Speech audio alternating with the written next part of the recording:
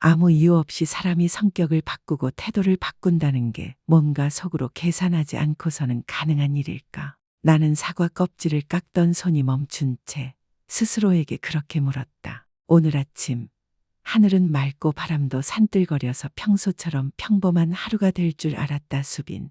언제나 조심스럽고 거리를 두던 며느리가 갑자기 다정한 목소리로 내 뒤에서 말을 걸기 전까지는 어머니, 요즘 피부가 정말 좋아지셨어요. 혈색도 좋고 부드럽고요. 무슨 제품 쓰세요? 나는 놀란 눈빛으로 뒤를 돌아봤다. 그런 말 얘는 나한테 한 번도 한 적이 없었다. 평소에는 어머니 내일 바빠요. 애 좀 봐주세요. 라는 짧은 메시지만 남기고 그걸로 끝이었다. 안부 인사도 전화도 감사의 말도 없었다. 나는 미소를 지으며 태어난 척했다.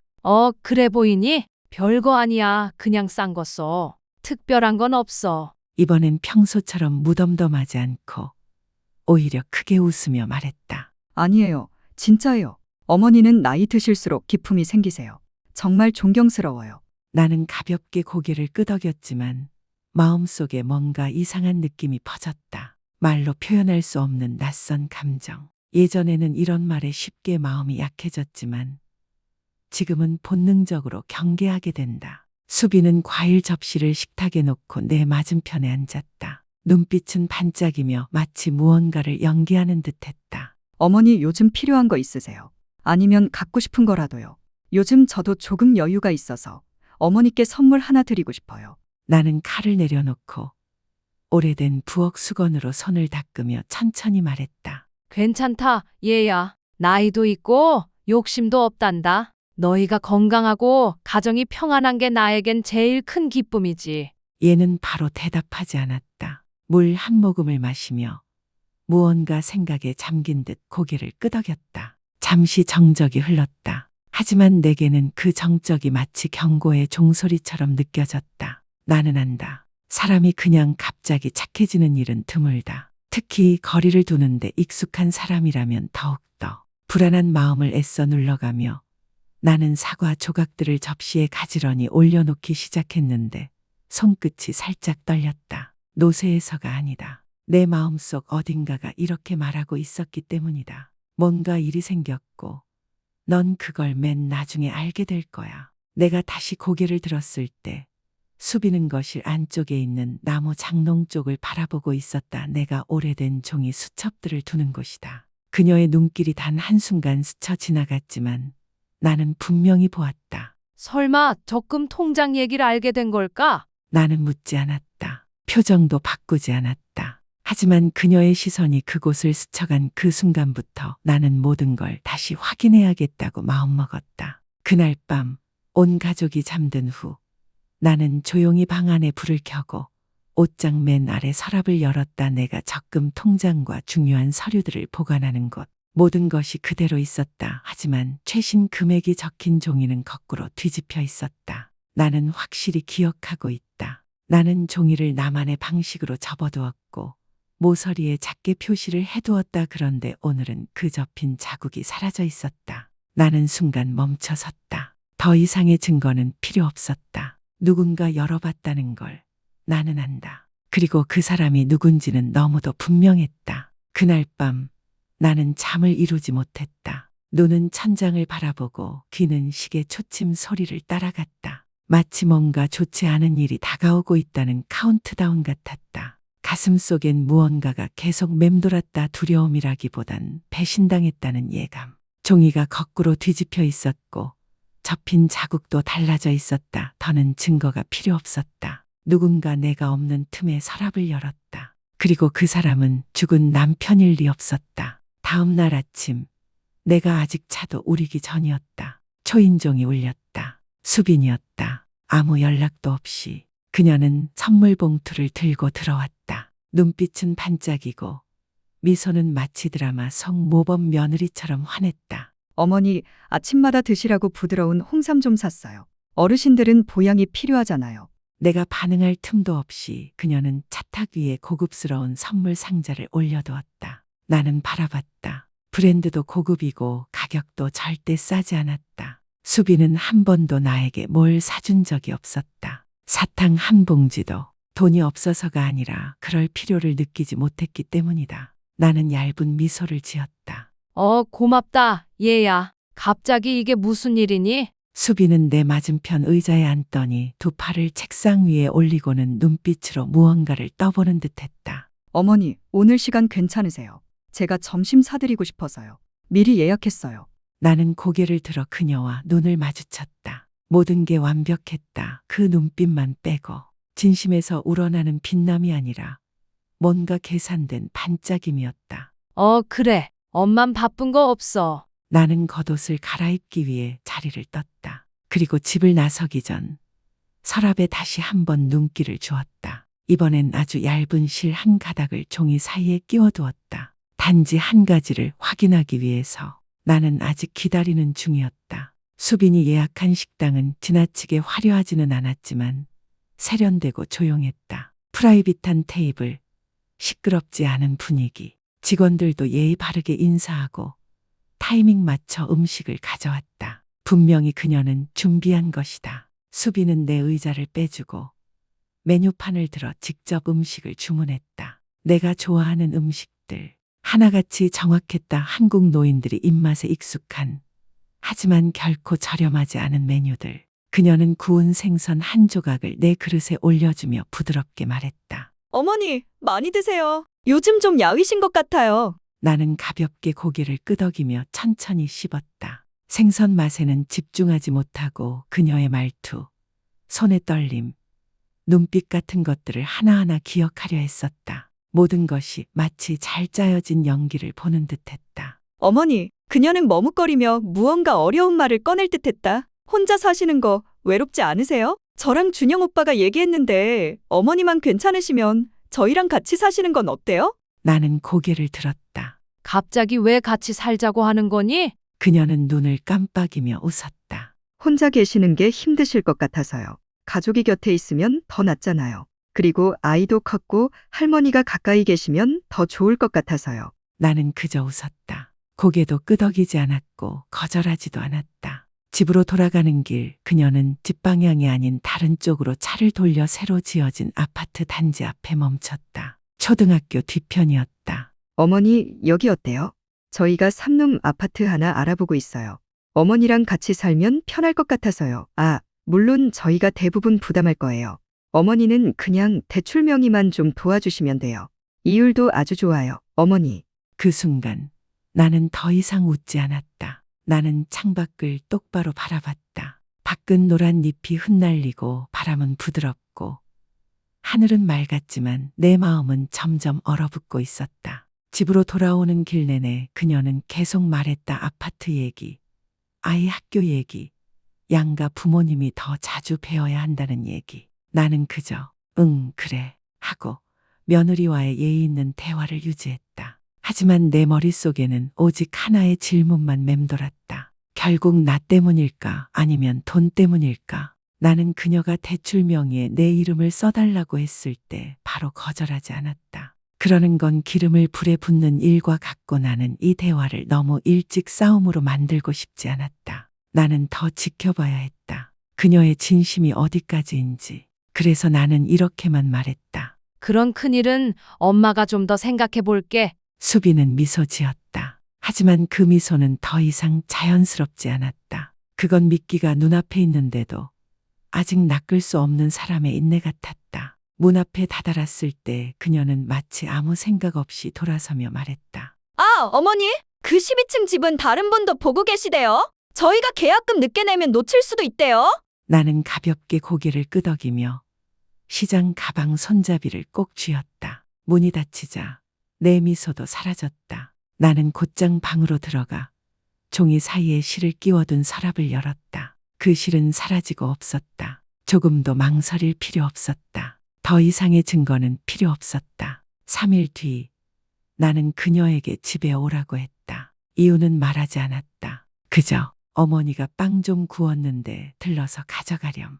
이라고만 말했다. 그녀는 정시에 왔다. 노크는 조심스럽고 손에는 수입 과일이 들려 있었다. 눈은 밝고 입가엔 웃음이 있었지만 나는 그 따뜻하지 않은 웃음에 익숙해져 있었다. 나는 차를 따르고 자리에 앉으라고 권했다. 빵은 미리 구워두었고 모든 것은 한편의 정다운 대화처럼 꾸며져 있었다. 하지만 오늘이 내가 이 관계 속 아름다운 환상과 나누는 마지막 대화라는 걸 나만이 알고 있었다. 나는 돌려 말하지 않았다. 엄마는 생각 끝에 너희 대출명에 도와주지 않기로 했다. 수빈의 미소는 즉시 얼어붙었다. 분노라기보다는 놀람. 이미 승리를 확신하던 사람이 당황했을 때의 놀람이었다. 어머니 안 도와주시겠다고요? 나는 고개를 끄덕였다. 목소리는 높지 않았지만 한마디 한마디가 또렷했다. 그래, 안 도와줄 거야. 그녀는 찻잔을 살짝 세게 내려놓았지만 여전히 침착한 목소리를 유지하려 애썼다. 네, 알겠습니다. 어머니는 제가 믿을 만하지 않다고 생각하시나 봐요? 나는 그녀의 눈을 똑바로 바라봤다. 화도 훈계도 없이 나는 그냥 사실을 말했다. 믿을 수 있었다면 엄마가 없을 때 서랍을 뒤질 필요가 있었을까? 그녀는 움찔했다. 눈빛이 잠시 흔들렸다. 저는 무슨 말씀이신지 모르겠어요. 나는 시선을 떼지 않고 말했다. 너는 알고 있어. 그리고 나도 알아. 엄마는 너를 탓하지 않아. 누구나 궁할 땐 그럴 수 있어. 하지만 기억해야 해. 엄마가 도와주려는 건 돈이 있어서가 아니야.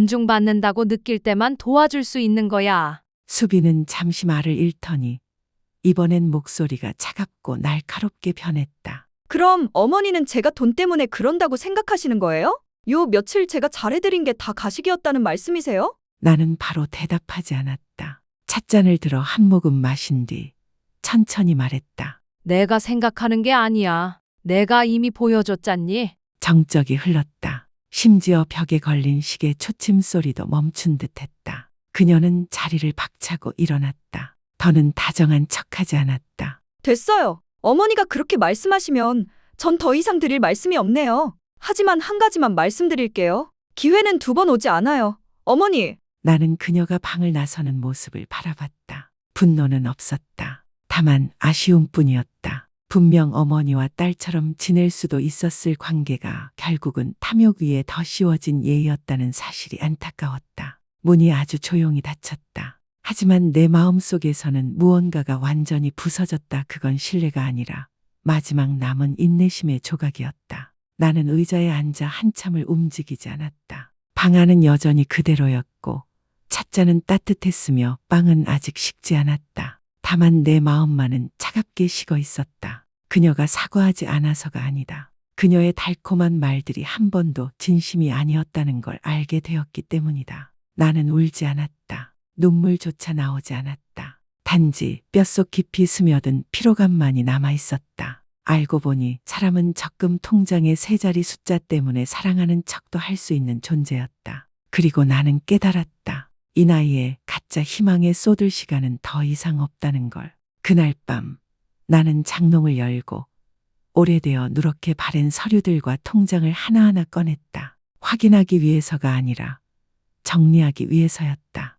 나 자신을 위해, 그리고 새로운 삶을 위해. 나는 하나씩 정리해 나갔다. 마치 쫓겨난 사람처럼 허겁지겁 짐을 싸는 게 아니라 오래 참고 견뎌온 세월을 스스로 떠나보내는 의식처럼 조용하고 치밀하게. 적금 통장, 보험 서류, 주민등록등본 모두 낡은 갈색 서류 가방에 정리했다. 그건 남편이 생전에 직장에 다닐 때 쓰던 가방이었다. 빛은 바랬지만 여전히 튼튼했다. 지금 그가 살아있다면 내 결정에 동의했을 것이다. 가족을 위해 평생 헌신해온 아내에게 사람들이 이렇게 대하는 걸 보면 그는 분명 마음 아파했을 것이다. 그 후 나는 옷장을 열었다. 명절에 입던 한복들, 자식들 체면을 위해 일부러 맞춰 입었던 예쁜 옷들 다 두고 가기로 했다. 나는 그냥 평범한 옷 몇 벌, 낡은 슬리퍼, 니트 코트, 겨울용 머플러, 얇은 이불 하나만 챙겼다. 많은 게 필요하지 않았다. 나는 이제 많이 필요하지 않은 사람이니까. 온 가족이 함께 찍은 사진 한 장이 있었다. 손주 돌잔치 날 찍은 사진이었다. 나는 한참을 들여다보다가 다시 내려놓았다. 사진 속 나는 식탁 왼쪽 구석에 앉아 있었고 어색한 미소를 지은 얼굴은 사돈댁 그림자에 가려져 있었다. 그때도 이미 외로움을 느꼈지만 지금 다시 보니 마음이 더 무거워졌다. 나는 차를 우려 책상 앞에 앉아 편지를 썼다. 문자도, 전화도, 카카오톡 메시지도 남기지 않았다. 왜냐하면 말로 전하면 사람들은 붙잡으려 할 것이다. 그건 진심이 아니라 체면 때문일 테니까. 나는 그런 식의 붙잡힘은 원하지 않았다. 나는 천천히 한 줄씩 글을 써내려갔다. 글씨는 흔들리지 않았고 마치 관계의 마지막 실밥을 꿰매듯 조용하고 단단했다. 수빈아, 이 편지를 내가 읽고 있다면 엄마는 이미 이 집을 떠난 뒤일 거야. 엄마는 화도 없고 원망도 없어. 다만 슬플 뿐이야. 결국 내가 엄마에게 다가온 이유가 진심이 아니었다는 걸 알았기 때문에 엄마는 아무것도 가져가지 않았단다. 개인 서류와 약간의 생활비만 챙겼어. 엄마를 찾지 마. 언제가 되었든 조건 없는 진심 어린 관계가 그리워질 때 그때 엄마를 떠올려줘. 너와 아이에게 평안히 함께하길. 엄마 임정수. 나는 편지를 조심스럽게 접어 내가 매일 아침 쓰던 백자 찻잔 아래에 두었다. 그 찻잔은 비싼 건 아니지만 익숙한 물건이었다. 마치 나처럼 화려하지 않고 조용하지만 항상 존재했던 사람. 나는 그 자리에 한참을 더 앉아 있었다. 창문 틈으로 들어오는 바람 소리, 멀리서 들리는 차량 소리, 시계 초침 소리, 모두 평소와 같았다. 하지만 내 마음속엔 평생 처음이자 가장 큰 결심이 있었다. 진심으로 나를 붙잡지 않는 이들의 삶에서 내가 스스로 걸어 나오는 것. 다음 날 아침 나는 집을 나섰다. 쌀쌀한 날씨. 나는 코트를 목까지 여미고 어깨에 가방을 메고 한 손엔 작은 캐리어를 들었다. 아무도 내가 떠나는 걸 몰랐다. 배웅하는 이도 없었다. 나는 눈물도 붙잡는 말도 원하지 않았다. 나는 가장 이른 시외버스를 탔다. 도시 동쪽의 한 외곽 마을로 향했다. 그곳에서 나는 단층짜리 작은 하숙집을 빌렸다. 마당엔 채소 몇 폭이 심을 수 있었고 주인 노부부는 조용하고 사적인 걸 중시하는 분들이었다. 나는 직접 시장을 봤다. 달걀, 배추, 단출한 식재료들. 아침이면 차를 우려내고 낡은 신문을 읽으며 마당의 식물을 바라보았다. 저녁이면 노란 불을 켜고 미완성 털실을 조금씩 놓아가며 라디오를 들었다. 더 이상 누군가가 전화를 걸어 손주를 봐달라 하지도 않았다. 명의를 빌려달라는 메시지도 없었다. 의심스런 눈빛도 겉도는 미소도 없었다. 오직 나만 남았다. 그리고 내가 이 나이에 다시는 가질 수 없을 거라 생각했던 그 평온함이. 그리고 몇 년 만에 처음으로 꿈도 없이 푹 잠들었다. 나는 생각했다. 아무도 내 부재를 신경 쓰지 않을 거라고. 혹은 있다 해도 아침마다 아이를 맡길 사람 없다는 불편함. 혹은 한밤중 전화를 받을 사람이 사라졌다는 불편함 정도겠지. 하지만 나는 틀렸다. 이사하고 일주일이 지난 어느 아침, 마당에서 청경채에 물을 주고 있을 때 집안에 전화기가 울렸다. 낯선 번호였다. 저장된 이름도 없었다. 하지만 전화기 너머 들려오는 목소리에 내 가슴이 살짝 조여왔다. 엄마, 나야. 준석이. 준석 막내 아들이었다. 말수가 적었지만 어릴 때부터 엄마 마음을 잘 읽던 아이였다. 나는 오래된 나무문에 기대어 전화기를 들었다. 목소리가 가늘게 떨렸다. 엄마 듣고 있어. 엄마 어디 갔어요? 전화번호도 바꾸시고 아무 말도 안 하시고 우리 엄마 찾느라 일주일 내내 헤맸어요. 나는 잠시 말을 잃었다. 할 말이 없어서가 아니라 목구멍이 막히는 느낌 때문이었다. 엄마, 그냥 조용히 있고 싶었을 뿐이야. 괜찮아. 엄마 건강해. 괜찮다니요? 그냥 떠나버리면 어떡해요? 형은 엄마가 형수 일로 화나신 거라는데 전 그게 다가 아니란 거 알아요. 죄송해요. 엄마, 우리가 너무 늦게 엄마 마음을 돌아봤어요. 그의 목소리가 살짝 떨리더니 말이 멈췄다. 엄마 지금 어디세요? 제가 데리러 갈게요. 나는 작은 마당을 바라봤다. 햇살이 나뭇잎 사이로 부드럽게 들어오는 그곳. 이곳은 화려하지도 편리하지도 않지만 오랜 피로 끝에 내가 찾은 평온이었다. 나는 바로 대답하지 않고 되물었다. 왜 이제야 전화했니? 준석은 한숨을 내쉬며 말했다. 엄마는 항상 그 자리에 계실 줄 알았어요. 필요할 때마다 곁에 있어 주셨으니까. 그래서 엄마도 감정이 있고 슬퍼하실 수 있다는 걸 잊고 있었어요. 정말 죄송해요.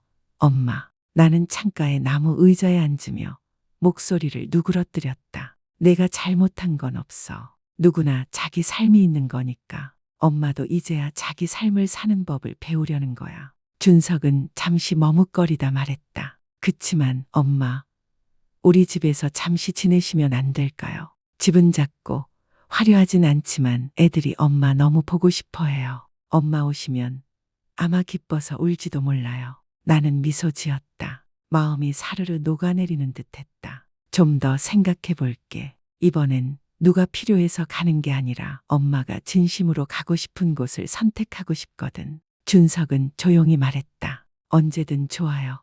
엄마, 엄마가 준비되시면 그때 데리러 갈게요. 그날 밤 나는 서랍을 열어 작은 손수건 하나를 꺼냈다. 작년에 손녀가 순호와 선물해 준 것이었다. 어설픈 글씨로 할머니는 제일 예뻐요 라고 적혀 있었다. 나는 그 삐뚤빼뚤한 바느질을 손끝으로 쓰다듬었다. 눈가가 촉촉해졌다. 진심 어린 사랑은 아직 남아 있었다. 그건 요란하지도 과장되지도 않았지만 항상 거기 있었다. 내가 잠 못 드는 밤, 조용히 켜져 있는 스탠드 조명처럼 나는 바로 결정하지 않았다. 준석과 통화한 뒤 외곽 하숙집에서 일주일을 더 보냈다. 채소에 물을 주고 책을 읽고 멀리 붉게 물든 산 너머 석양을 조용히 바라보았다. 매일 막내 아들의 초대가 떠올랐다. 서두름도 강요도 없었다. 그저 한마디, 언제든 엄마가 원하실 때. 내 생애 처음으로 나는 선택할 수 있었다. 누구도 나를 밀어붙이지 않았고 이용하려 하지 않았고 가족을 위한 지원자로 여기지도 않았다. 맑은 어느 아침 나는 짐을 차곡차곡 정리했다. 작은 캐리어에 넣고 준석에게 짧은 메시지를 보냈다. 시간 괜찮으면 오후쯤 데리러 와줘. 30분도 안 되어 전화가 울렸다. 들뜬 듯 떨리는 목소리. 지금 바로 갈게요. 엄마. 차가 막내 아들 집 앞에 도착했을 때 멀리서 두 손자가 눈을 반짝이며 손을 흔들고 있었다. 할머니. 나는 차에서 내리기도 전에 두 아이가 달려와 내 다리를 꼭 안았다. 그 아이들의 포근한 품에 나는 말없이 가슴이 벅차올랐다. 준석은 다가와 내 캐리어를 받아들었다. 그는 말없이 고개를 끄덕였다. 억지로 만든 미소도 형식적인 인사도 없이 따뜻한 눈빛으로. 그의 집은 크지 않았고 소박했다. 하지만 정돈되어 있고 아늑했다. 내 방은 이미 준비되어 있었다. 깨끗한 침구, 작은 서랍장, 그리고 벽에는 손녀가 그린 그림이 붙어 있었다. 할머니는 슈퍼맨이에요. 나는 침대에 앉아 그림 위를 살며시 손으로 쓸었다. 그리고 오랜만에 자연스럽게 웃음이 나왔다. 그날 저녁 식사는 단출했다. 미역국, 간장 돼지고기, 집에서 담근 김치. 하지만 믿을 수 없을 만큼 맛있었다. 누구도 내 돈을 묻지 않았고 생각을 캐묻지 않았다. 오직 웃음소리, 수저 부딪히는 소리, 그리고 오랜만에 느낀 감정 하나. 환영받고 있다는 감각. 식사 후 손녀가 작은 카드 하나를 내 손에 쥐어주었다. 할머니, 이거 내가 만들었어요. 할머니 오셔서 너무 좋아요. 나는 카드를 열었다. 엉성한 그림들, 하트, 해님, 그리고 오타가 가득한 글씨. 할머니 가지 마세요. 눈물이 흘렀다. 조용히, 슬퍼서가 아니라 마침내 나는 집이라고 부를 수 있는 곳으로 진심으로 돌아왔다는 사실에